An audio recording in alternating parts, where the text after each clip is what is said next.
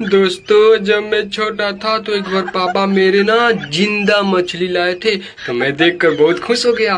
मैंने बोल दिया पापा से, पापा पापा जिंदा मछली है, इसको हम लोग बाल्टी में पालेंगे पोसेंगे तो बहुत बड़ी हो जाएगी, है ना। तो वो बोले, अरे पगला, मछली मर जाएगी। तो मैं बोला, अरे पापा कैसे बात करते हैं, अभी जिंदा मछली है तो बाद में कैसे मरेगी। तो वो बोले, देख भुकवाओ मत, मछली मर जाएगी, मुझे परेशान मत कर।